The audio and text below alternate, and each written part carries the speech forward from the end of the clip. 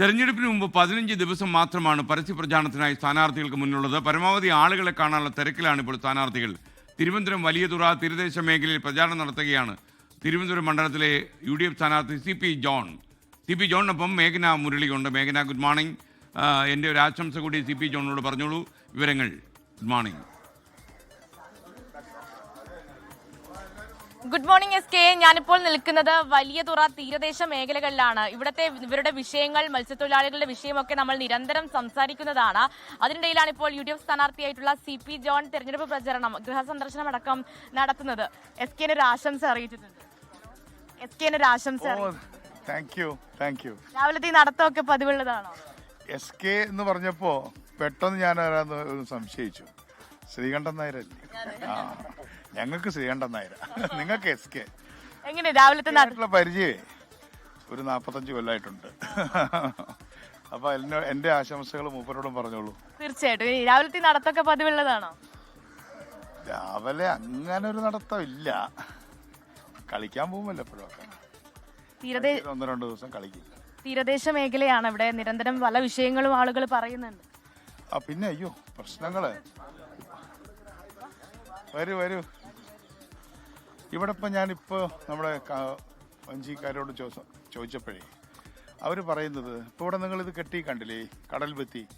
ആ കടൽ ഭിത്തി കെട്ടിയത് എത്ര ഒരു നല്ല കാര്യമായി കൂട്ടിക്കോളൂ. നമസ്കാരം. പക്ഷെ അവർക്ക് ഒന്ന് ഇറങ്ങാനുള്ള സൗകര്യമില്ല, ഒരു സ്റ്റെപ്പ് ഇല്ല. ഇനി വഞ്ചി ഒന്ന് റാമ്പ് പോലെ അങ്ങോട്ട് കയറ്റി വെക്കാനോ ഒന്നുമുള്ള കാര്യമില്ല. ഈയിടെ അവിടെ വിൻസെന്റ് അല്ലേ പറഞ്ഞത്, വീണോന്ന്.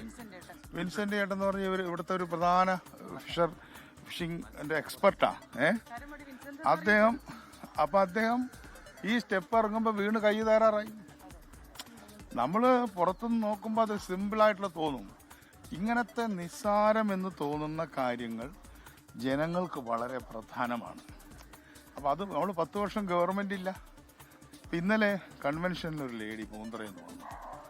അവരാദ്യം ഉദ്ഘാടനം നടന്നുകൊണ്ടിരിക്കുമ്പോൾ തരൂരിനോട് സംസാരിച്ചു, എന്നോട് സംസാരിച്ചു. 4 വർഷമായി അവരുടെ മകൻ കടലിൽ പോയി മരിച്ചു എന്ന് എല്ലാവർക്കും അറിയാം. പക്ഷേ ഇതുവരെ കടലാസ് കിട്ടിയിട്ടില്ല. അതുപോലെ ഒരു ശക്തമായ മത്സരം തിരുവനന്തപുരം സെൻട്രലിൽ നടക്കുന്നുണ്ട്. അതുപോലെ ഒരു തലസ്ഥാനത്തിന്റെ തന്നെ ഒരു ചിത്രമാണ് തിരുവനന്തപുരം സെൻട്രൽ മണ്ഡലം. അതിൽ ഒരു വിജയ സാധ്യത ഉണ്ടെന്ന് തന്നെ ഉറപ്പിക്കുന്നു. വിജയ സാധ്യതയല്ല, വിജയം ഉറപ്പാണ്. ഭൂരിപക്ഷം പ്രവചിക്കുന്നു. ഭൂരിപക്ഷം. നമസ്കാരം.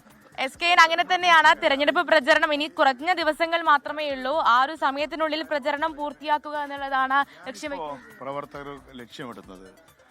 പോൾ ചെയ്ത വോട്ടിന്റെ 51% കിട്ടാൻ കഴിയുന്നൊരു മണ്ഡലമാണ്. എതിർത്ത എത്ര സ്ഥാനാർത്ഥികളിൽ നിന്നോട്ടെ 51% വോട്ട് പിടിക്കുക എന്നുള്ളതാണ് ടാർഗറ്റ്. ഭൂരിപക്ഷം കൂടിയാലും കൊള്ളാം, കുറഞ്ഞാലും കൊള്ളാം. SK CP ജോൺ പൂർണ്ണ ആത്മവിശ്വാസത്തിലാണ്. വിജയം ഉറപ്പ്. നഷ്ടപ്പെട്ടു പോയ തിരുവനന്തപുരം സെൻട്രൽ മണ്ഡലം തിരിച്ചു പിടിക്കുമെന്നുള്ളതാണ് UDFന്റെ പ്രതീക്ഷ. അങ്ങനെ പ്രചരണം, ഗൃഹസന്ദർശനമൊക്കെ തകൃതിയായി നടക്കുകയാണ്. Okay, thank you CP John. സാമ്പത്തിക കാര്യങ്ങളിലൊക്കെ ആധികാരികമായ അഭിപ്രായം പറയാൻ പറ്റുന്ന ഒരു പൊതുപ്രവർത്തകനാണ്. പ്ലാനിംഗ് ബോർഡ് അംഗമൊക്കെ ആയിരുന്നു അദ്ദേഹം. ഒരുപാട് കാലം അദ്ദേഹമായിട്ട് സൗഹൃദം ഉണ്ട്, ഇപ്പോഴും ഉണ്ട്. ലോകത്തെവിടെയായാലും ഏത് സമയത്തും 24 വാർത്തകളും ഓഗ്മെന്റഡ് റിയാലിറ്റി പാക്കേജുകളും എക്സ്പ്ലെയിനറുകളും വിശദമായി കാണാൻ ഞങ്ങളുടെ YouTube ചാനൽ നിങ്ങൾക്ക് സബ്സ്ക്രൈബ് ചെയ്യാം.